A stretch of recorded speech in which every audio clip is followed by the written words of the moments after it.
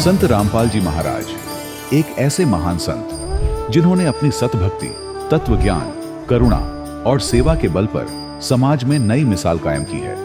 संत रामपाल जी महाराज की अगुवाई में उनके सभी सतलोक आश्रमों से समाज कल्याण के अद्भुत कार्यों ने समाज को सुनहरे भविष्य की एक नई उम्मीद दिखाई है। संत रामपाल जी महाराज से नाम दीक्षा लेने के बाद लाखों लोगों की लाइलाज बीमारियां जैसे कैंसर, एड्स आदि ठीक हुई।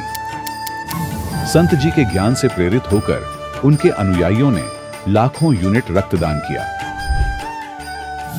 संत जी ने लाखों बहन बेटियों का दहेज मुक्त विवाह करवाया।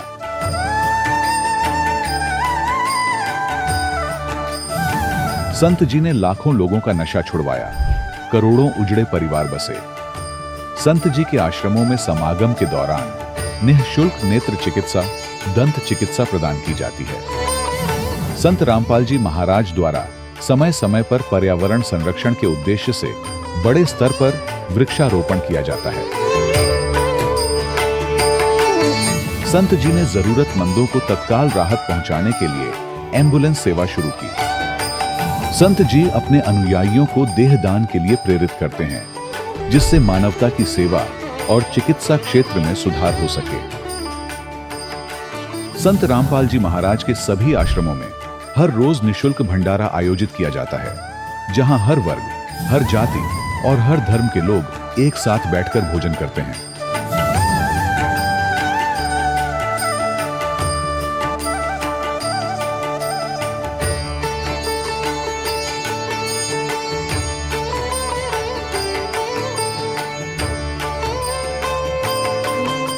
संत रामपाल जी महाराज की अन्नपूर्णा मुहिम ने गरीब और बेसहारा लोगों के जीवन में एक नई ऊर्जा और उम्मीद को जन्म दिया है।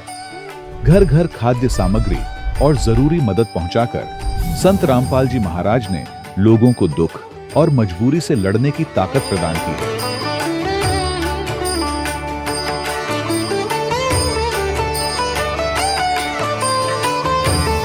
संत रामपाल जी महाराज द्वारा गरीब लोगों के लिए घर बनवाने का अद्भुत कार्य एक ऐसी मिसाल कायम कर रहा है जो सदियों सदियों संत जी की उदारता और दया भावना के तौर पर जाना जाएगा।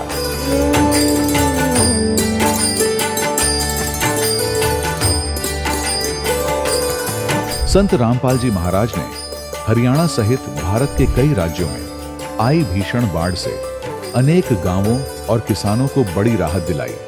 तत्काल लाखों फुट पाइप और हजारों मोटर उपलब्ध कराकर किसानों के खेतों और गांवों में भरे बाढ़ के पानी को बाहर निकालकर उनको नया जीवन दान प्रदान किया। आज संत रामपाल जी महाराज को किसानों के मसीहा के तौर पर देखा जा रहा है। जगह जगह उनके लिए सम्मान समारोह आयोजित हो रहे हैं। संत रामपाल जी महाराज के आश्रम में हजारों बुजुर्गों को सम्मान और प्यार के साथ जीवन जीने का अवसर मिलता है। उनके खाने, रहने और स्वास्थ्य की पूरी जिम्मेदारी संत रामपाल जी महाराज उठाते हैं। अनाथ बच्चों के लिए संत रामपाल जी महाराज के सभी आश्रम किसी वरदान से कम नहीं। यहाँ उन्हें शिक्षा, संस्कार और भविष्य के लिए बेहतर अवसर प्रदान किए जाते हैं।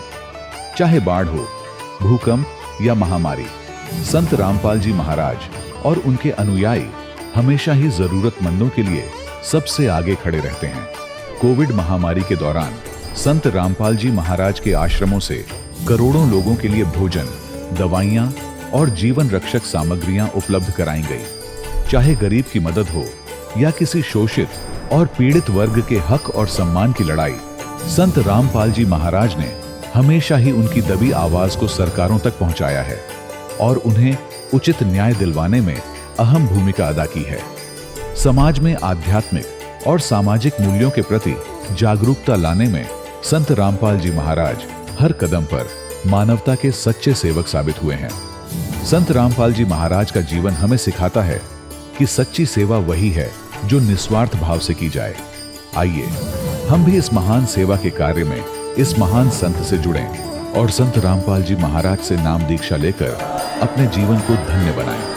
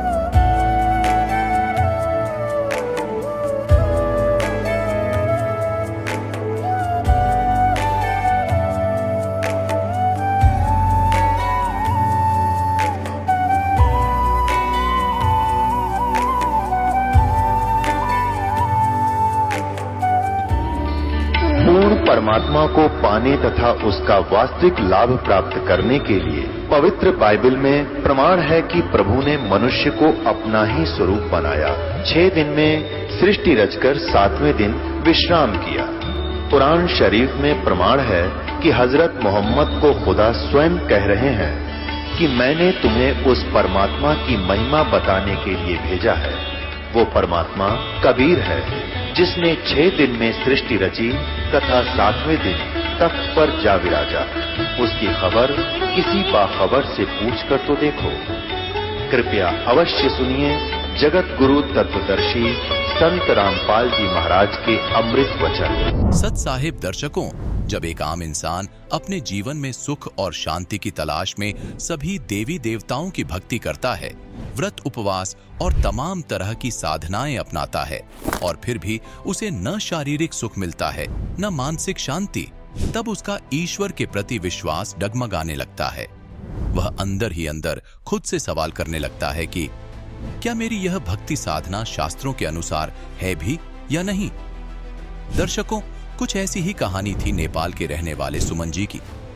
सुमन जी ने बचपन से ही मंदिरों में दर्शन, व्रत उपवास, कीर्तन, हवन, हर भक्ति मार्ग अपनाया, लेकिन हर बार मिला तो सिर्फ दुख और निराशा। लेकिन दर्शकों, आज सुमन जी का कहना है कि मेरा जीवन तब बदला जब मुझे संत रामपाल जी महाराज द्वारा लिखित पुस्तक ज्ञान गंगा मिली। दर्शकों, आखिर संत रामपाल जी महाराज ने ज्ञान गंगा पुस्तक में ऐसा क्या लिखा है कि जो भी इस पुस्तक को पढ़ता है वो उन्हीं का हो जाता है। आखिर इसके पीछे की सच्चाई क्या है? आइए सुनते हैं सुमन जी की कहानी, उन्हीं की जुबानी। सर नमस्कार। सत साहिब जी। सर क्या नाम है आपका? सुमन दास। कहाँ से आए हैं आप? नेपाल, काठमांडू से। सर क्या काम करते हैं आप? मैं अभी मेरा दुकान है, डेयरी पसल है, दूध दही मोई।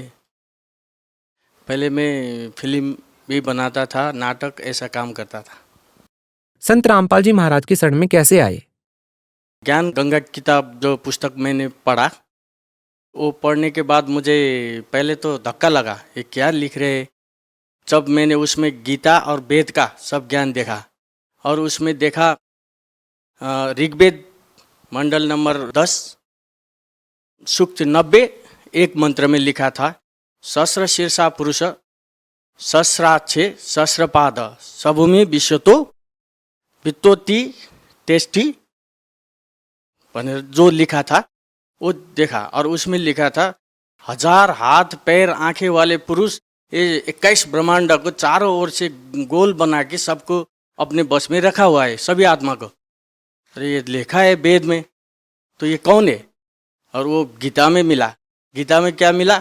अर्जुन को विराट स्वरूप दिखाते हुए जो कृष्ण भगवान के शरीर में बोल रहा था मैं काल हूँ, और उसको अर्जुन बोल रहे थे हे सहस्र बाहु, हे 1000 हाथ वाले, आपके दारों से सब ऋषि मुनि सबको चाहे आप खा रहे। तब पता लगा हाँ वो काल भगवान बोल रहा है। हाँ वो सब देख लिया, वेद में सब वेद का सब देख लिया। उसमें कबीर कबीर कबीर लिखे गुरु महाराज संत रामपाल जी महाराज ने। और ये सब देखने के बाद, गीता को देखने के बाद मुझे बहुत विश्वास हुआ कि परमात्मा तो कबीर ही है। और कबीर परमात्मा ने कहा है मेरा संत आएगा, वो मेरा अंश भेजूंगा और सब पंथ को एक करके सबको एक बनाएगा। और वो समझ के मैं विश्वास के साथ संत रामपाल जी महाराज के पास नाम दीक्षा लेने के लिए आए। सर संत रामपाल जी महाराज से नाम दीक्षा लेने से पहले आप किन देवी देवताओं की भक्ति करते थे? संत रामपाल जी महाराज से दीक्षा लेने से पहले और शिव ब्रह्मा विष्णु इन सब का पूजा करता था, उपवास रखता था, ओम जप का ध्यान करता था, गायत्री मंत्र का करता था 2 घंटे तक सुबह सुबह। और फिर भी मुझे लाभ नहीं हुआ। और सिगरेट भी मैं छोड़ नहीं सका, मांस मछली भी कुछ भी छोड़ नहीं सका। जब संत रामपाल जी महाराज के शरण में आए तब मुझे ये सब उसका गंध भी पसंद नहीं, मांस मच्छी सिगरेट इसका सब छूट गया। सर संत रामपाल जी महाराज के शरण में आने के बाद आपको क्या लाभ मिले? हाँ पहले तो यही मेरा नशा सब छूट गया, मांस मच्छी सब छूट गया। और जब मैंने नाम लिया तो मेरे बच्चे को भी मांस मच्छी का गंध अच्छा नहीं लगा, वो भी उनका भी छूट गया। और उसके बाद मैं रामपाल जी महाराज से दीक्षा लेके गया था तो मेरा दुकान बंद हुआ था 10 दिन तक। और घर में गया तो वो अपने सिराने के मुनि से मुझे 11,000 रुपये मिल गए। परमात्मा ने वो मुझे दे दिया पहले। और उसके बाद मुझे सर से पैर तक मेरा जलन होता था। मैंने संत रामपाल जी महाराज को, परमात्मा मेरे ऐसा जलन होता है, बहुत जलन होता था आग जैसा, और उसने ठीक होगा बेटे कहे थे, वो सब ठीक हो गया मुझे। सर आपको क्या लगता है संत रामपाल जी महाराज के अलावा भी कोई गुरु है जो शास्त्रों के अनुसार भक्ति बताता है? नहीं, वो शास्त्र अनुसार के भक्ति तो कोई गुरु भी नहीं बताता है, क्योंकि वेद में जो कबीर कबीर कबीर कबीर कबीर लिखा है और किसी को पता नहीं है कि कबीर परमात्मा है। और कबीर पंथी भी है और दूसरे उनको भी पता नहीं है क्या मंत्र है परमात्मा के, वास्तविक परमात्मा के अंश रामपाल जी महाराज ही है इस दुनिया में, और कोई और नहीं है। सर संत रामपाल जी महाराज के सत्संग प्रवचनों में आपको सबसे अच्छी बात क्या लगती है, जो आपको सबसे ज्यादा प्रभावित करती है? हाँ, उनके प्रवचन में सबसे अच्छी बात ऐसा लगता है कि दारू मांस मच्छी कुछ भी नहीं खाना, किसी का चित्त नहीं दुखाना, सबका आदर करना और भक्ति करना, ये सबसे अच्छी लगता है मुझे। और शास्त्र अनुसार वो सब सही सही ज्ञान देते और गलत जो है उनको वो सब बताते। वो लोग कह रहे हैं, वो निंदा कर रहे, निंदा नहीं कर रहे, सही बात बता रहे कि शास्त्र में ये है, आप गलत बता रहे हो, ये बताते हैं। ये बहुत अच्छे लगते हैं उनके। सर आपने नेपाल से आकर के संत रामपाल जी महाराज से नाम दीक्षा ली है। संत रामपाल जी महाराज के हिंदुस्तान में बहुत सारे फॉलोअर्स हैं, तो उनके बारे में, उनके विषय में या उनके प्रति आपका कैसा विश्वास है?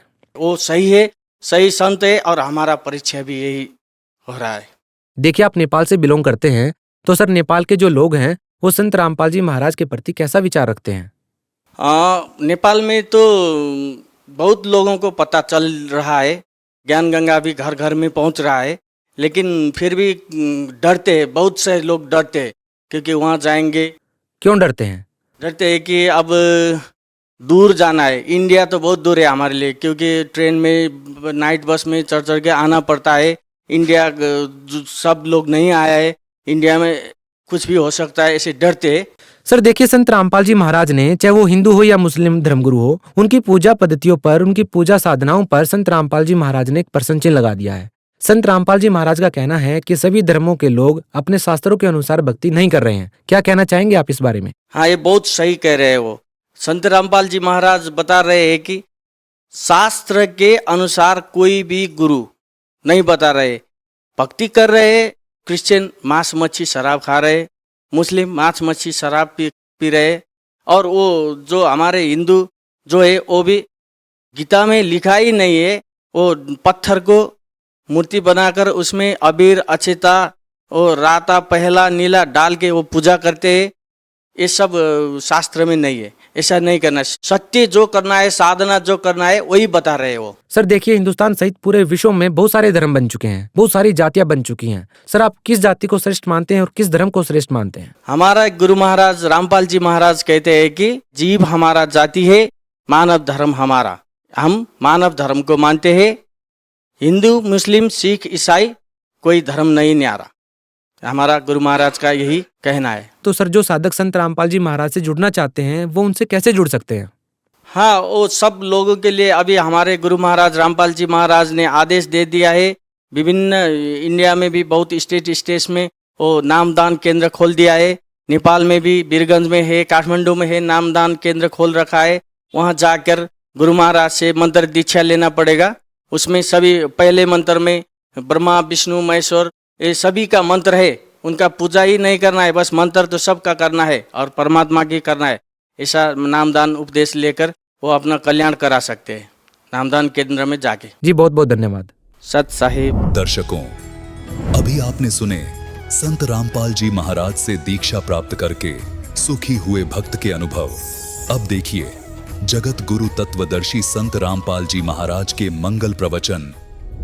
जा दिन की मोए डरनी लागे, जा दिन की मोए डरनी लागे, ये लज्जा रयक नाही रे संतो, यो सौदा फिर नाही, यो सौदा फिर नाही रे संतो, यो सौदा फिर नाही। कुल परिवार तेरा सकल कबीला, कुल परिवार तेरा सकल कबीला, मसलत एक ठहराई रे संतो, यो सौदा फिर नाही, यो सौदा फिर नाही रे संतो, यो सौदा फिर नाही। बांध पिंजड़ी आगे धर लिया, बांध पिंजड़ी आगे धर लिया, फिर मरघट को ले जाई रे संतो, यो सौदा फिर नाही, यो सौदा फिर नाही रे संतो, यो सौदा फिर नाही। अग्नि लगा दिया जद लंबा, अग्नि लगा दिया जद लंबा, फूक दिया उस ठाही रे संतो, यो सौदा फिर नाही, यो सौदा फिर नाही रे संतो, यो सौदा फिर नाही। पुराण बांध फिर पंडित आए, पुराण बांध फिर पंडित आए, पाछे गरुड़ पढ़ाई रे संतो, यो सौदा फिर नाही, यो सौदा फिर नाही रे संतो, यो सौदा फिर नाही। नरसेती तू पसुआ कीजे, नरसेती तू पसुआ कीजे, गद्दा बैल बनाई रे संतो, यो सौदा फिर नाही, यो सौदा फिर नाही रे संतो, यो सौदा फिर नाही।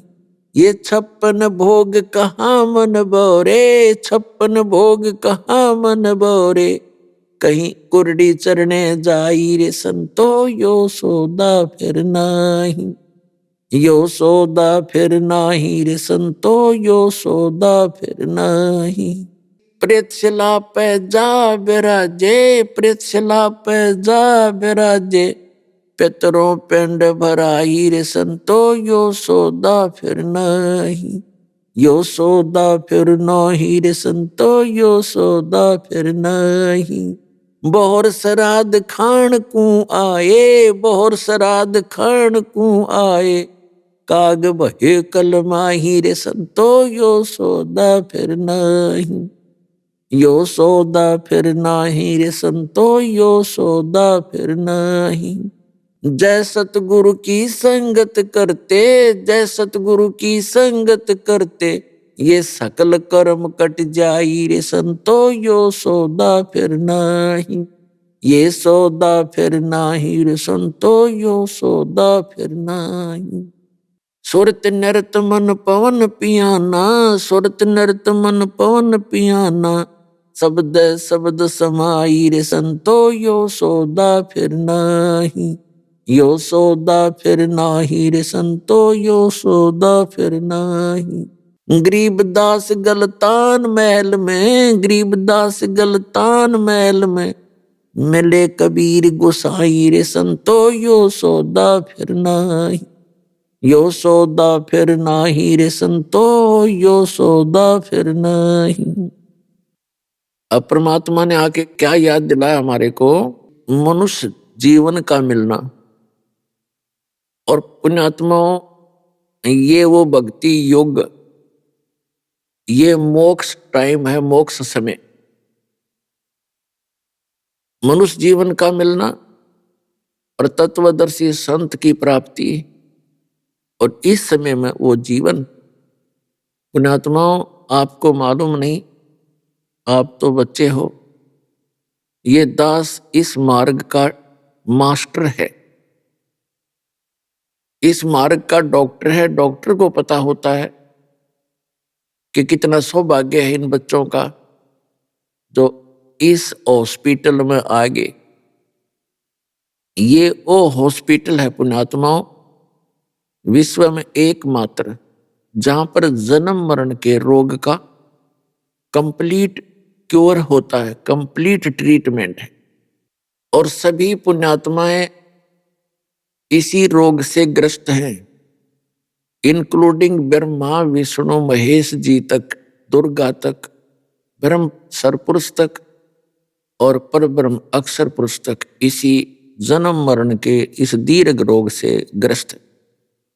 और सबसे ज्यादा दुख का कारण यही है, जब तक हमारा मोक्ष नहीं होगा तो हम सुखी नहीं हो सकते। और इस सांसारिक सुख को जिसको हम भौतिक सुख को सुख मानते हैं, परमात्मा ने कहा है झूठे सुख को सुख कहे, यू मान रहा मन मोद, ये सकल सभी नाकाल का, कुछ मुख में कुछ गोद। उसके लिए, इसे बचने के लिए परमात्मा याद दिलाते हैं स्वयं ही। और वो पुण्यात्माओं, जब तक आप इस अध्यात्म ज्ञान से परिचित नहीं होते तब तक आप ये समझ नहीं पाते कि कौन पूर्ण संत है और कौन पूर्ण परमात्मा है। पूर्ण संत और पूर्ण परमात्मा का नुमाइंदा होता है। ये दोनों आपको जब उपलब्ध हो जाते हैं तो आपके पुण्य कर्मों की कोई कमी नहीं। पूर्व जन्म के पुण्य कर्म दो प्रकार के होते हैं। एक तो जिन्होंने पिछले जन्मों में धर्म ज्यादा कर रखा हो, भक्ति पुण्य जो होते हैं, भक्ति के जो शुभ कर्म जिनको कहते हैं, दो प्रकार के होते हैं। एक तो जिसने पूर्व जन्म में बहुत ज्यादा धर्म कर रखा है, दान धर्म कर रखे हैं और भक्ति भी कर रखी है, और एक ने भक्ति भी कर रखी है लेकिन पुण्य ना बने पिछले जन्मों में। तो आज एक तो सेठ बना हुआ है, गाड़ियों में चलता है, और उसको भी ये भक्ति प्राप्त होगी, सतलोक आश्रम बरवाला जिला हिसार हरियाणा वाली। और साथ में एक बिल्कुल गरीब मजदूर व्यक्ति है और उसको भी यहाँ शरण मिल गई। तो उनके जो भक्ति सतर के यानी पिछले जन्म के जो नाम की कमाई तो दोनों की एक जैसी है, सिर्फ केवल अंतर है उस पिछले जन्म के किए हुए धर्म दान धर्म का वो कमी। तो वो कमी आनी नहीं करती प्राणी, वो है तो कोई दिक्कत नहीं, ना है तो भी कोई आवश्यकता नहीं। और वो जिसके पास पूर्व जन्म की दोनों अच्छी कमाई थी, यानी धर्म वाली भी और मंत्र जाप वाली भी, वो हानि पा सकता था। क्योंकि जिसके पास ये भौतिक सुविधाएं हैं ये परमात्मा से दूर करती हैं, उसके लिए तो वो हानिकारक हो सकती थी। लेकिन जिसके पास ये पूर्व जन्म के पुण्य नहीं थे उसको तो कष्ट ही कष्ट आने थे जो संसारिक कष्ट हम मानते। तो उन कष्टों के आने से फिर वो कोशिश करता है कहीं मुझे धन मिले ताकि मैं सुखी हूं। तो उस धन की प्राप्ति के लिए वो परमात्मा की ही तरफ में निकल जाता है, तो वो सतमार्ग पर शीघ्र आ जाता है, क्योंकि वो भटक रहा होता है धन के लिए। और जिसके पास सारी सुविधाएं हैं भौतिक, वो ट्राई नहीं करता, वो सिर में दर्द नहीं करता ज्यादा, ठीक है मौज मार चलिए भगवान ने फिर देख लेंगे, या उसके अंदर भी प्रेरणा परमात्मा की रहती है और फिर घर पर ही जंतर मंतर करता रहता किसी से सुन सुना के, तो उसका दुर्भाग्य हो सकता था। लेकिन दोनों का ही पुण्य है, पुण्यभागी हैं जो दोनों गरीब भी और वो अमीर भी यहाँ आ गए। और दुर्भाग्य उनका जो गरीब भी हैं और अमीर भी हैं और यहाँ नहीं आ रहे, तो दुर्भाग्य उनका। तो आपका जो सौभाग्य है, आपके पुण्य कर्म है, वो कलम तोड़ हैं। धन्य आपके माता पिता जिनसे जन्म हुआ, आपको ऐसे समय में मनुष्य जीवन मिल गया और ये सच्चा मार्ग मिल गया। एक सांस की कीमत कितनी बताते हैं। तो इस प्रकार आपका सौभाग्य पुण्यात्माओं कि आप परमात्मा के चरणों में आ गए। तो यहाँ क्या याद दिलाया जाता है कि ये सौदा फिरना ही संतो, यो सौदा फिरना ही। सौदा मीन जैसे कोई व्यक्ति 5-10 लाख रुपए लेकर के और दूसरे शहर में जाता है, वहां किराए पर धर्मशाला में या होटल में कहीं रेस्टोरेंट में कोई कमरा बुक करा के रहता है, फिर वहां अपना बिजनेस करता है। जो पैसा वो लेकर गया है उससे कोई माल खरीदता और बेचता है, तो वो सही काम कर रहा है। और दूसरा उसका साथी इतने पैसे लेकर गया है और वहीं रेस्टोरेंट में उसने कमरा ले रखा है, तो वो बिजनेस नहीं कर रहा है, गोटी लगाता है उसी पैसे से, फिल्म देखता है उसी पैसे को खर्च कर रहा है, वहां बढ़िया होटल में खाना खा रहा है उसी पैसे से। तो वो तो एक दिन निर्धन हो जाएगा जो जिस उद्देश्य के लिए गया था उसको कर नहीं रहा और दूसरा सफल होगा। तो इसी प्रकार जब वो सौदा नहीं कर रहा है, वो अपना बिजनेस नहीं कर रहा है, तो एक दिन उन्हें निर्धन होना है। उसके पास कमरे का किराया देने का पैसा भी नहीं रहेगा, तो उसको वहां से निकाल दिया जाएगा धक्के मार के। और दूसरा उसके दुगने तिगने कर लिए तो उसने अपना सौदा सही किया, वो साहूकार हो गया। इसी प्रकार ये मनुष्य जीवन सांस रूपी पूंजी मानो कि आपको प्राप्त है। इस श्वास रूपी पूंजी को जो बकवादों में बर्बाद करते हैं, कोई सांग देखता है, कोई सिनेमा देखता है, कोई शराब पीता है, कोई राजनीति के गप्पे मारता है, या कोई निंदा चुगली करता रहता है, या पेट भरने के लिए 36 अटपट करके अपना जीवन व्यापन कर रहा है, तो वो अपना उस मूल धन का नाश कर रहा है। वो अपना मूल गंवा रहा है, नष्ट कर रहा है, मूल पूंजी को, मूल धन का नाश कर रहा है। और जो दुगने तिगने कर लिए जिसने व्यापार बिजनेस करके, वो सेठ बन गया, उसने सदुपयोग किया। तो यहां उसी के बारे में बताते हैं कि यो सौदा फिरना ही संतो, ये सौदा फिरना ही, ये लोहे जैसा ताब जात है काया देश राही,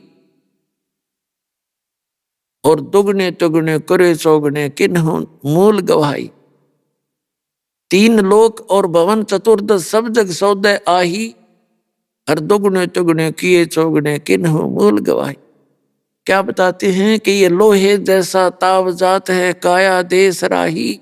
जैसे आपने देखा हो कारीगर यानी लुहार लोहे को गर्म करता है, उसका कोई औजार बनाने के लिए, उसका उपकरण बनाने के लिए, या कोई अन्य वस्तु बनाने के लिए, और उसको गर्म करके फिर तुरंत बाहर निकालता है किसी चिमटी से पकड़ के, और तुरंत रख के ऐरण पे और फटाफट चोट लगाता है।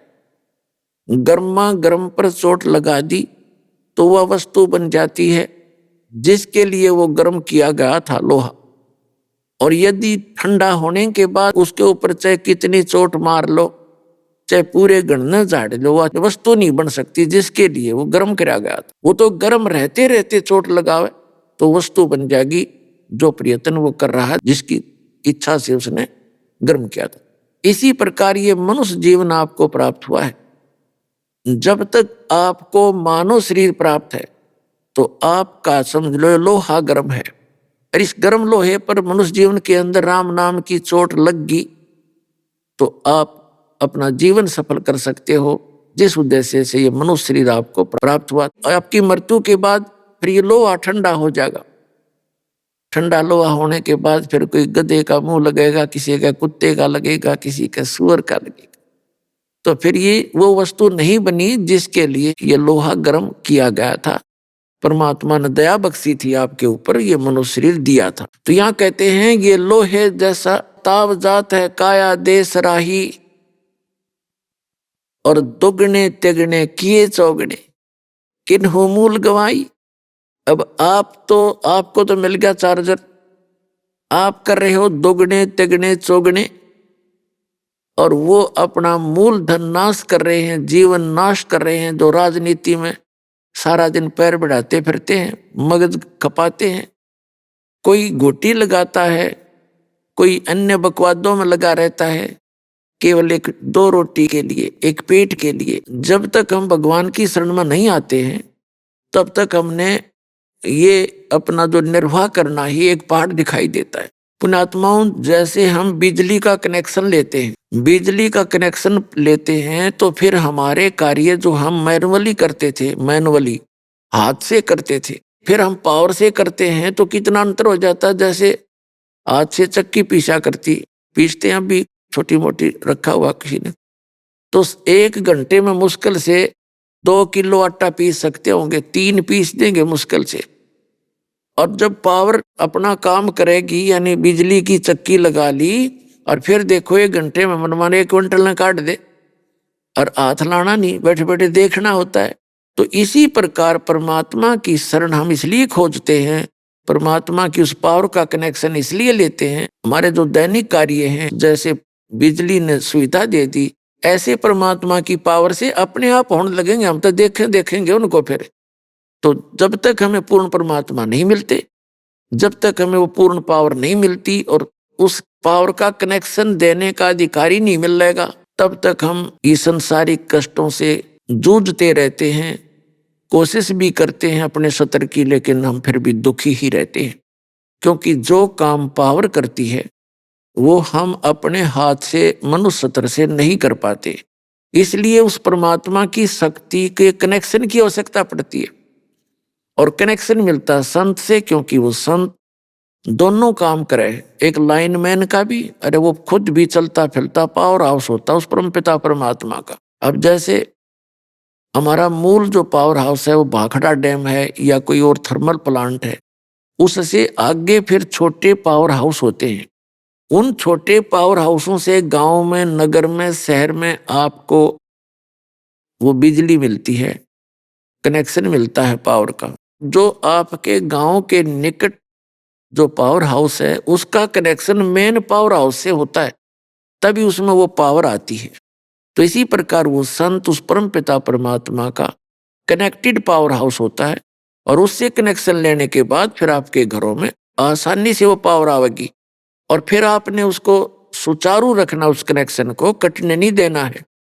फिर आप ठाठ करिए, उस लाभ उठाओ उसका। तो ऐसा जो कनेक्टेड कनेक्शन जो पावर हाउस है, ये दास है इस विश्व में। यह आपके जचियो से ना जचियो, वास्तव में एक दिन सिद्ध भी होगी कि आज के दिन उस परम पिता परमात्मा ने इस दास को भेज रखा है। ये सब प्रमाण भी होंगे और सब सदग्रंथों से भी बात सत्य होगी कि इस दास के अतिरिक्त वो सत भक्ति नहीं है। तो आप जी अब अपने इस जीवन से इस मूल धन के दोगुने तिगुने चौगुने बना रहे हो, और जो सत भक्ति नहीं कर रहे, यानी भक्ति भी कर रहे हैं बेचारे नकली संतों के फंसे पड़े हैं, तो वो अपना पूंजी नाश कर रहे हैं, मनुष्य जीवन को वो बर्बाद कर रहे हैं। उनका दुर्भाग्य है, वो ये सोच रहे हैं हम भक्ति भी कर रहे हैं और फिर भी धोखे में। तो पुण्यात्मा, आपके पुण्यों का कोई पैमाना नहीं, जिस दिन दास आपको नाप के दिखा दे आप इतने पुण्यकर्मी प्राणी हो। और थोड़ी सी कृपा ये करना कि डगमग ना होना। कबीर साहब कहते हैं, द्वार धनी के पड़ा रहे, धक्के धनी के खावे, और 100 काल जगजोल ही पर द्वार छोड़ नहीं जावे। सबसे बड़ा फार्मूला है इस सन्माने के बाद, क्योंकि कुछ एक ऐसे कष्ट होते हैं कि आपने नाम लेना हुआ और उधर से आपको कोई ऐसा झटका लग गया तो आप उससे विचलित हो जाते हैं। आप ये भूल जाते हैं कि यदि परमात्मा की शरण में आने के बाद भी ये इतनी हानि होगी, यदि शरण में ना होते तो ना जाने के बिजली गिराओ। अब जैसे एक बहन है, अभी आती है उस सत्संग में, उसका नाम है श्यामा दीक्षित। वैसे तो ऐसी घटनाएं बहुतों के साथ घटी हैं, लेकिन एक आधा कोई विशेष प्रमाण है जो हमेशा याद रहता है और वो अधिक सटीक होता है। उसको पहले कहते भी रहे थे, हमारी एक बहन नाम ले रखा था, हमारी शिष्या उसके निकट रहती थी, बहुत समझाने की चेष्टा करती थी, आप दीक्षा ले लो, हमारे गुरुजी के पास आ जाओ, मैं बहुत दुखी थी, मैं जो कितना सुखी होगी। तो वो कहती थी कि मैं भी सुखी हूँ, कोई दिक्कत नहीं, सारी मौज है हमारे पास, कोई दिक्कत नहीं। और मैं तो दुर्गा माता शेरा वाली की पुजारन हूँ, बचपन से लगी थी पूजा करने, मैं उसको छोड़ नहीं सकती। आपके गुरु की शरण में जाने से अन्य देवताओं की पूजा बंद करनी पड़ती है। बहुत बार समझाया, नहीं मानी, 2-3 वर्ष निकल गए। तो 1-2 वर्ष के अंदर उनका सर्वनाश हो गया। 2 दुकानें थी, वो भी गिरवी बैंक के, मकान भी गिरवी बैंक के, और उसके पति की किसी झूठे केस के अंदर वो पुनिशमेंट होगी, उसको जेल होगी। और फिर वो बहन फिर कुदरती जाना हो गया उसके पास। फिर उसने कहा कि अब तो मान जा तू, अब तेरी क्या दुर्गति होगी साधना करते करते। उसको लगभग 30 लाख की हानि होगी, आज से 10-12 वर्ष पहले की बात है। वो फिर भी ना मानी। देख कर्म कितने बिगड़ गए इंसान के। तो परमात्मा ने दया करी, उसकी दशा देखकर एक दिन कहती है, सपने में वह दुर्गा दिखी वह दुर्गा दिखाई दी उसको। उससे पहले उसने घटना बताई थी कि मैं एक दिन शाम के समय जींद में रहते थे, वो अर्बन स्टेट में। कहती शाम के समय गर्मियों का मौसम था, मैं घूमने के लिए बाहर निकली। किसी के मकान में, किसी की कोठी में माता का कोई जागरण हो रहा था। तो मैं बड़ी खुशी हुई, क्योंकि मेरा तो इष्ट ही दुर्गा की थी। जाके बैठ गई पीछे ने, बहुत सी बहनें भगत भाई बैठे थे। तो एक माई में, एक बहन के अंदर वह माता बोल रही थी, कुछ कुछ कह रही थी। मैं जब जाकर बैठी तो मुझे आवाज लगाई कि श्यामा कौन है, श्यामा खड़ी हो जा। मैंने सोचा मैं तो प्रथम बार यहाँ आई हूं, मुझे कोई नहीं जानता, कोई और श्यामा होगी। तो काफी देर जब कहा कि भाई खड़े हो, माता पुकार रही है, श्यामा कौन है, खड़ी हो जा, तब मैं खड़ी होगी। मुझे आगे बुलाया, कहा कि तू मेरी परम भक्त है। वह माता बोली इस बहन में, और तू मेरी 14 महीने ये जोत लगा, अखंड जोत लगा, तेरा बेड़ा पार हो जाएगा। तो वो कह रही थी उस 14 महीने मैंने उस माई की जोत, उसके कहने से, माता के कहने से जोत लगानी शुरू करी। अब बताती है वो बाद में जब उसकी 92 होली, न्यू बोली वो माता तो न्यू कह थी 14 महीना में तेरा बेड़ा पार हो जाएगा। उन 14 महीनों में मेरा बेड़ा गर्क हो गया, सारा नाश हो गया, सर्वनाश जो होया करे किसी का। तो फिर एक दिन वो हमारी जो शिष्या थी बहन, वो फिर गई उसके पास, कहने लगी अब तो मान जा तू। फिर भी ना मानी, ने बोली नहीं, माता नहीं छोड़ सकती चाहे कुछ हो जा।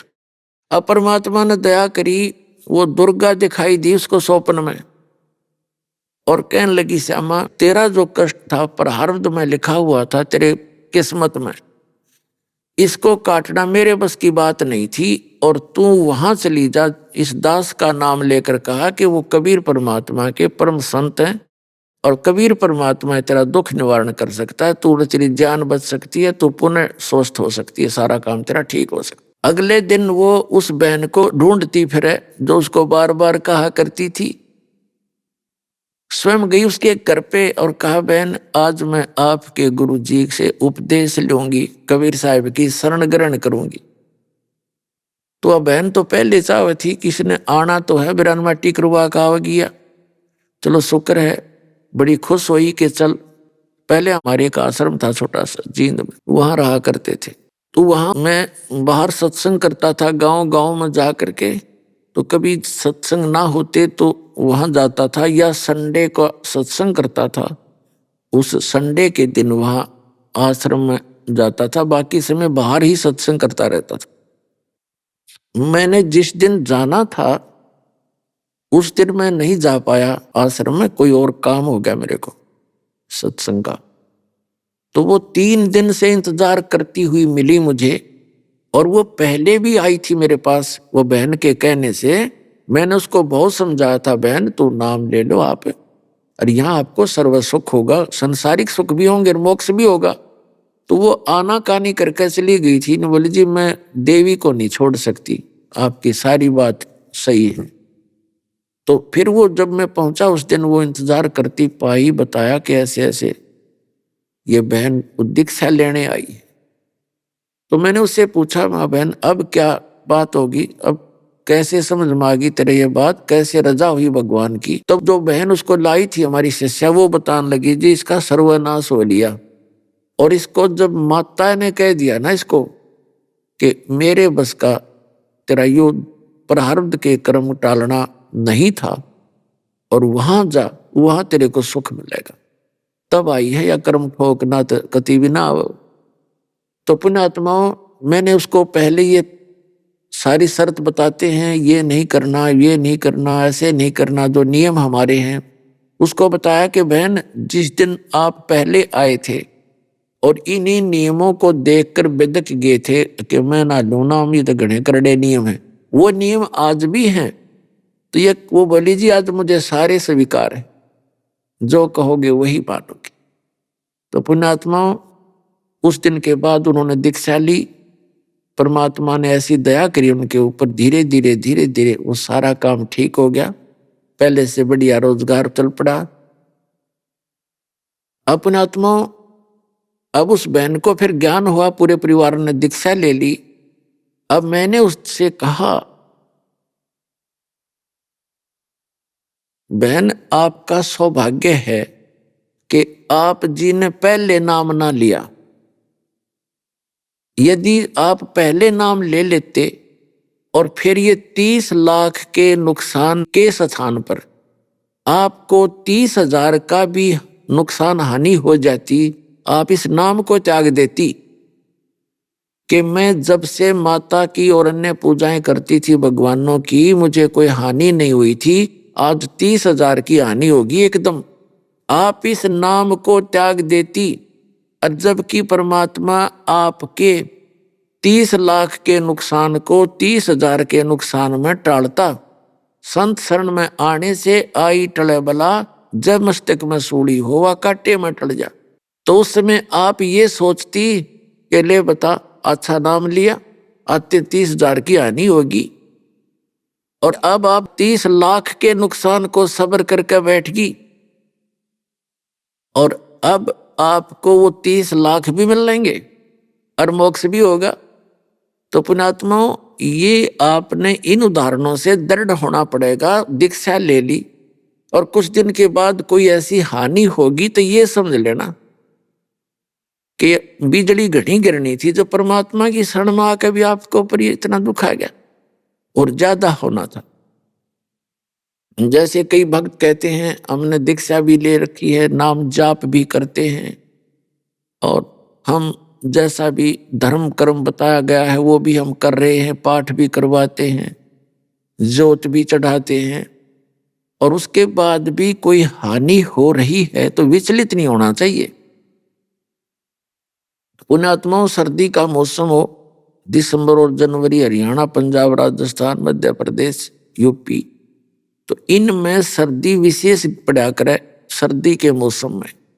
और आप जी ने कोई स्वेटर जर्सी पहन रखी है, उसके बाद भी आपको सर्दी लग रही है, तो बुद्धिमान व्यक्ति ये नहीं सोचेगा कि मैंने स्वेटर भी पहन ली, जर्सी भी पहन ली और फिर भी सर्दी लग रही है।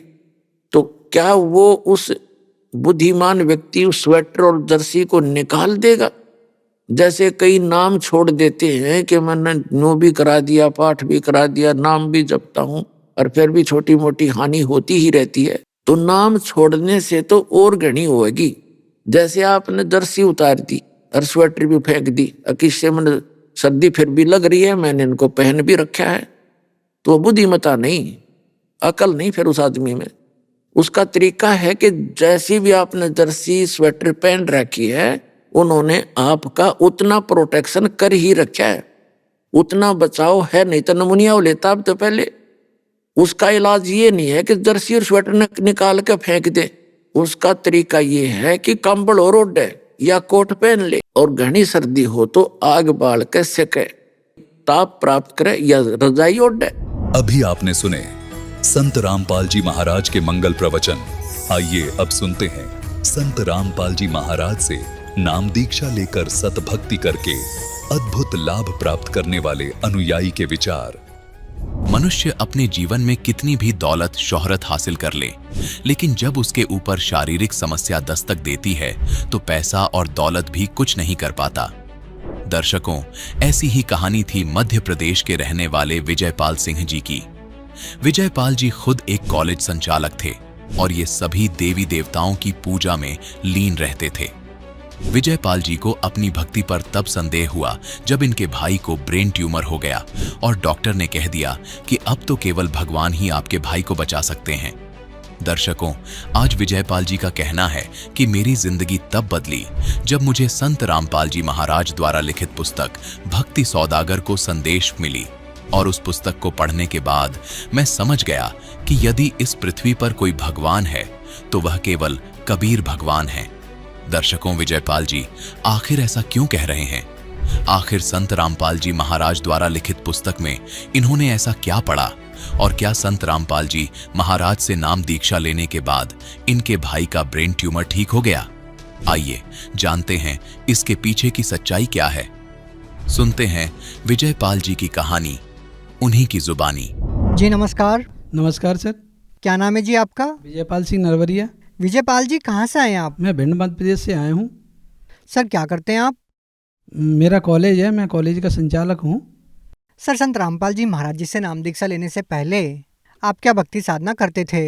संत रामपाल जी महाराज से नाम लेने से पहले मैं वही साधना ब्रह्मा विष्णु महेश दुर्गा जी और अन्य जो व्रत रखना, अन्य वही साधना करता था।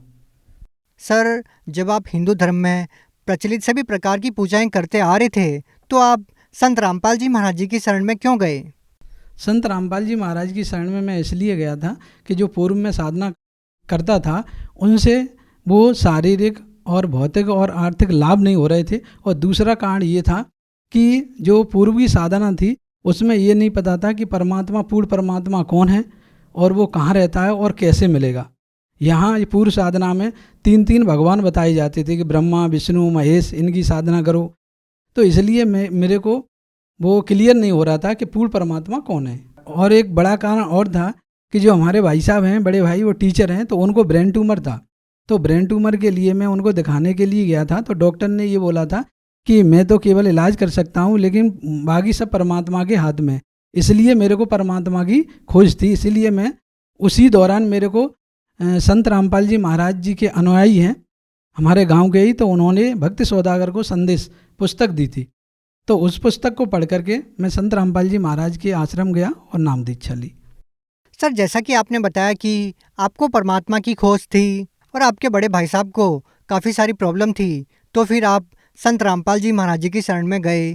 तो सर, हम आपसे ये जानना चाहेंगे कि संत रामपाल जी महाराज जी की शरण में जाने के बाद आपकी जो परमात्मा पाने की तलाश थी और आपके जीवन में जो कठिनाइयाँ थी, क्या वो दूर हुई?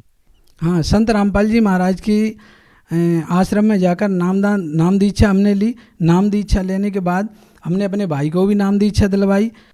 सर जी वो हमारे बड़े भाई हैं, तो उनको ब्रेन ट्यूमर था। तो ब्रेन ट्यूमर के लिए हमने पहले आगरा उनको दिखाया आरसी मिश्रा जी के यहाँ पर। फिर उसके बाद उन्होंने उनकी जांच की। फिर जब रिपोर्ट आई तो फिर हम उनको लेके गए वहाँ पर दिल्ली एम्स हॉस्पिटल में। जब एम्स हॉस्पिटल में दिखाया उनको तो उन्होंने 11 महीने का समय दिया ऑपरेशन के लिए। तो हमने फिर उसके बाद उनको सेंट स्टीवन हॉस्पिटल में दिखाया। वहाँ जब दिखाया तो डॉक्टर ने बोला कि इनका ऑपरेट होगा, इनकी 3rd स्टेज चल रही है। और उस समय हमने जब वहाँ दिखाया तो ऑपरेशन के लिए डॉक्टर ने बोला, जब हमने फिर उनका वहाँ ऑपरेशन कराया, लेकिन डॉक्टर ने ये बोला था कि इनका एक हाथ भी पैरालाइज हो सकता है और उनकी याददाश्त भी जा सकती है। तो उस ऑपरेशन कराने के समय ही उसी दौरान संत रामपाल जी महाराज जी के शिष्य हैं, वो पुस्तक लेके आए अपने गुरुजी की भक्ति सौदागर को संदेश, और उस पुस्तक को उन्होंने हमको दिया और उन्होंने बोला कि आप इस पुस्तक को पढ़ो और उस संत रामपाल जी महाराज से नाम दीक्षा लो, तो आपके ये रोग हैं वो अपने रोग खत्म हो जाएंगे और भी जो समस्याएं आपकी सारी समस्याएं खत्म हो जाएंगी, क्योंकि ये शास्त्र विधि अनुकूल साधना है। तो संत रामपाल जी महाराज की दया से आज वो बिल्कुल स्वस्थ हैं और नाम दीक्षा लेकर भक्ति कर रहे हैं वो। फिर दूसरा लाभ हमको ये हुआ कि जब मैं वहाँ से आया, हॉस्पिटल से आया था दिल्ली से, तो मेरे को पेन होता था थोड़ा थोड़ा राइट लेग में। तो उसके बाद जब मैंने यहाँ पर इलाज कराया, डॉक्टरों को दिखाया, तो उन्होंने ये कहा आपको साइटिका की प्रॉब्लम है। और तो मैंने राजस्थान में भी फिजियोथेरेपिस्ट को दिखाया, अपने भिंड में भी दिखाया, और उसके बाद फिर मैंने आगरा दिखाया न्यूरोलॉजिस्ट को। फिर उसके बाद यहाँ पर हमने ग्वालियर में न्यूरोलॉजिस्ट हैं SL सेंगर जी, उनको भी दिखाया। तो फिर उन्होंने ये कहा कि आपको ऑपरेट कराना पड़ेगा। तो मैंने क्या उसी दौरान फिर संत रामपाल जी महाराज जी से प्रार्थना लगाई कि गुरुजी हमारे साथ ऐसा ऐसा हो गया है और मेरे डॉक्टर बोल रहे हैं कि आपको ऑपरेट करना पड़ेगा। तो जब मैं आश्रम में जाके प्रार्थना लगाई तो गुरुजी ने कहा पर परमात्मा दया करेंगे, तो वो भी हमारी जो बीमारी थी वो भी आज बिल्कुल ठीक है। फिर उसके बाद हमको पथरी हो गई थी हमारी किडनी में, तो पथरी हो गई थी तो बहुत भयंकर दर्द होता था उसमें। तो मैंने संत रामपाल जी महाराज जी से मैंने प्रार्थना की कि गुरुजी मेरे को पथरी हो गई है तो आप दया करें। तो गुरुजी ने कहा कि परमात्मा दया करेंगे और सब ठीक हो जाएगा। फिर जब मैं आश्रम से घर लौट करके भिंड आया तो फिर मेरे यूरिन के थ्रू वो जो पथरी थी वो निकल गई और मैं बिल्कुल ठीक हो गया। वो भी मेरे को लाभ हुआ। फिर और आए दिन लाभ होते ही रहते हैं। और आर्थिक लाभ मेरे को ये हुआ कि पहले मैं दूसरे कॉलेज में दूसरी संस्था में जॉब करने के लिए जाता था कि 5,000 रुपये मेरे को मिलते थे, लेकिन जब से मैंने नामदान संत रामपाल जी महाराज से लिया है तो परमात्मा ने मेरे ऊपर इतनी बड़ी दया की है कि आज मेरा खुद का कॉलेज संचालित है और डीएलएड कॉलेज है और एक आईटीआई कॉलेज है। संत रामपाल जी महाराज ने इतनी बड़ी दास के ऊपर दया की है। फिर क्या हुआ कि मेरे को एक लाभ और बहुत बड़ा लाभ हुआ कि मेरे को क्या है, मैंने गुरुजी से नामदान लेकर के जब भक्ति की तो मेरे को एकदम जितना 100% विश्वास होना चाहिए उतना नहीं हो पा रहा था। तो क्या है कि गुरुजी जब टीवी पे सत्संग करते हैं तो वो शास्त्रों में मिलान कराते हैं कि देखो जो मैं भक्ति शास्त्र विधि अनुकूल साधना करा रहा हूँ वो बिल्कुल शास्त्रों के अनुकूल है, आप देखो। और पढ़े लिखे जो हैं वो देख करके समझ सकते हैं कि वास्तव में संत रामपाल जी महाराज जो भक्ति विधि बता रहे हैं वो शास्त्र अनुकूल है। तो मैंने क्या है बाजार से गीता, देवी भागवत पुराण, शिव पुराण और रामायण ये खरीद के लाया। तो गुरुजी जब सत्संग करते थे तो मैं भी गुरुजी के साथ में संत रामपाल जी महाराज के साथ ही साथ उन्हें शास्त्रों में मिलान करता था। जब मिलान करता था तो मेरे को बिल्कुल बिल्कुल परफेक्ट जो गुरुजी बताते हैं वही विधि उसमें और नियम मर्यादा वही पता चलते थे। तो मेरे को बिल्कुल एकदम 100% विश्वास हो गया। तो मैंने कहा अब बिल्कुल बिल्कुल भक्ति डट के करेंगे।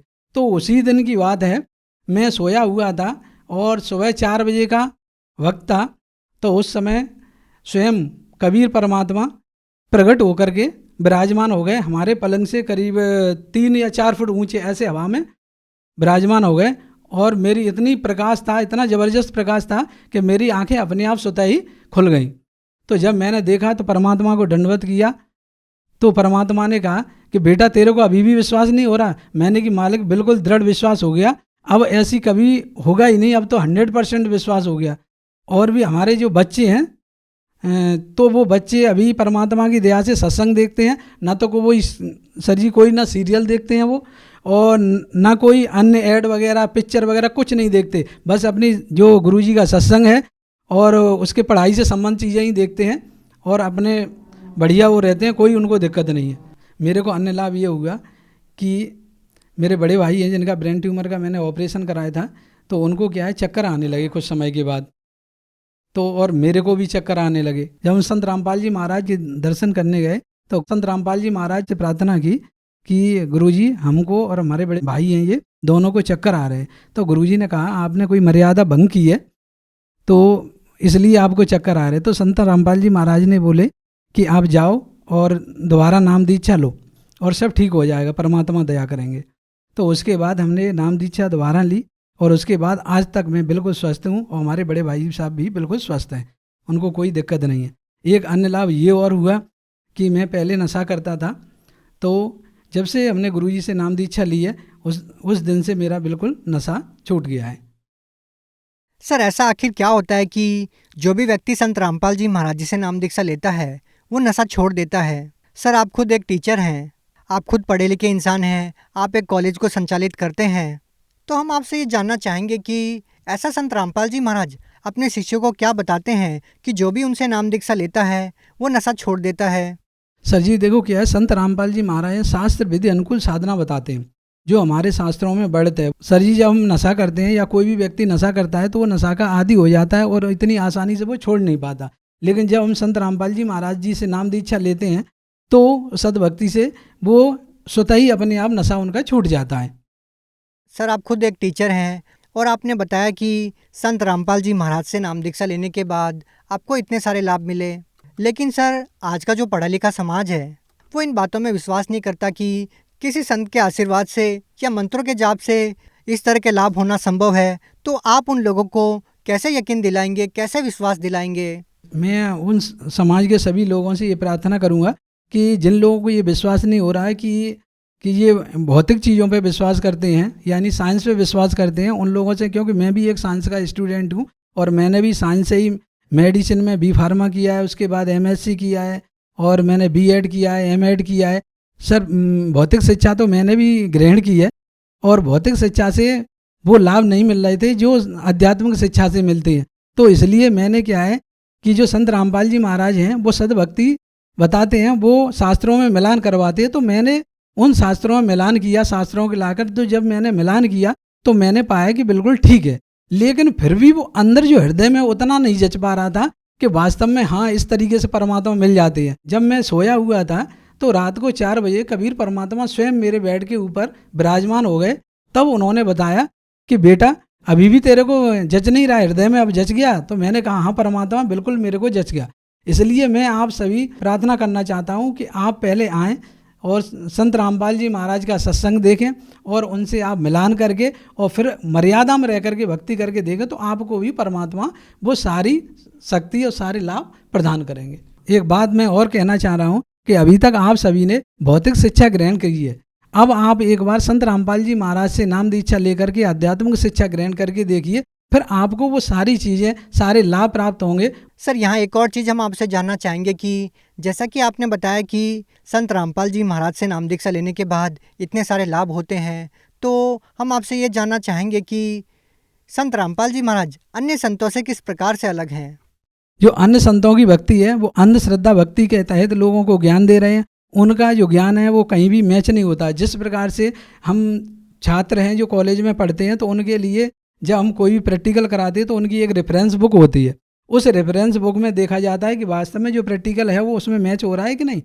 तो इसी प्रकार से जो अध्यात्मिक ज्ञान है, अध्यात्म की जो रेफरेंस बुक हैं वो हमारे साथ हैं, जैसे गीता है, वेद हैं, पुराण हैं, बाइबल है, कुरान है, तो ये रेफरेंस बुक है। तो जो भी आध्यात्मिक ज्ञान है इनमें मैच होना चाहिए। लेकिन अन्य संत के जो आध्यात्मिक ज्ञान है उनमें शास्त्रों में मैच नहीं होता, वो अपना मनमाना आचरण कराते हैं, इसलिए लाभ नहीं होता। जबकि संत रामपाल जी महाराज जो बताते हैं शास्त्र विधि अनुकूल साधना बताते हैं, जो शास्त्रों में वर्णित है, इसलिए उनसे नाम दीक्षा लेने के बाद लोगों को राहत मिलती है, यानी लाभ मिलते हैं सभी प्रकार के। इस प्रकार से संत रामपाल जी महाराज अन्य संतों से भिन्न हैं। सर एक और चीज़ संत रामपाल जी महाराज जी के बारे में कही जाती है कि सर आप एक पढ़े लिखे इंसान हैं, आप खुद एक टीचर हैं, तो संत रामपाल जी महाराज जी के बारे में ये कहा जाता है कि वो वेद और शास्त्रों के तथ्यों को तरोड़ मरोड़ के पेश करते हैं। तो सर आप क्या कहना चाहेंगे इसके बारे में? सर ये लोग कहते हैं कि संत रामपाल जी महाराज तथ्यों को तोड़ मरोड़ के पेश करते हैं, ये बिल्कुल झूठी बात है। क्योंकि मैंने बाजार से खरीद करके शास्त्रों गीता वेद खरीद के और अपने घर पे और स्वयं मैंने मिलान किया, एक दिन नहीं, 2 दिन नहीं, मैंने महीनों मिलान किया है। उसके बाद मैंने संत रामपाल जी महाराज से नाम दीक्षा ली है और वो बिल्कुल शास्त्र अनुकूल, बिल्कुल सही अर्थ करके बताते हैं वो, और रेफरेंस भी देते हैं। तो आप वहाँ से पढ़े लिखे हो तो मिलान भी कर सकते हो, आप स्वयं जान सकते हो। मैंने मिलान किया है, आप भी मिलान करो और संत रामपाल जी महाराज से भक्ति लेकर के शास्त्र अनुकूल साधना करो। सर आप खुद एक शिक्षक हैं, तो हम आपसे ये जानना चाहेंगे कि आज का जो समाज है वो आन उपासनाओं में और पाखंड पूजा में ही आरूढ़ है, तो उन लोगों को आप क्या कहना चाहेंगे? मैं उन सभी समाज के लोगों को कहना चाहता हूँ जो पाखंड पूजा में लगे हुए हैं या अन्य जो शास्त्र अनुकूल साधना नहीं है वो कर रहे हैं, तो मैं उनसे यही मेरा निवेदन है कि आप संत रामपाल जी महाराज का ज्ञान सुनिए। आप यूट्यूब से सुन सकते हैं, फेसबुक से सुन सकते हैं या टीवी के माध्यम से आप जान सकते हैं। इन सभी के माध्यम से आप देखिए, समझिए और शास्त्र अनुकूल साधना को बिल्कुल जानिए और फिर अपने जीवन में उतारिए और उनका संत रामपाल जी महाराज के ज्ञान का जो लाभ है आप वो लाभ लीजिए, स्वयं लीजिए, अपने रिश्तेदार, अपने भाई बंद, अपने मित्रों और सभी लोगों को परिचित कराएं। तो सर जो लोग संत रामपाल जी महाराज जी से नाम दीक्षा लेना चाहते हैं वो उनसे नाम दीक्षा कैसे ले पाएंगे? सर जी जो लोग भी नाम दीक्षा लेना चाहते हैं संत रामपाल जी महाराज से, वो यूट्यूब फेसबुक पर संत रामपाल जी महाराज सर्च करके उस पर सत्संग आता है, उस सत्संग के नीचे पट्टी लगी रहती है, उस पट्टियों पे फ़ोन नंबर, मोबाइल नंबर लिखे रहते हैं। उन मोबाइल नंबर के माध्यम से आप आश्रम का पता कर सकते हैं और नामदान ले सकते हैं। जी धन्यवाद। सत साहिब।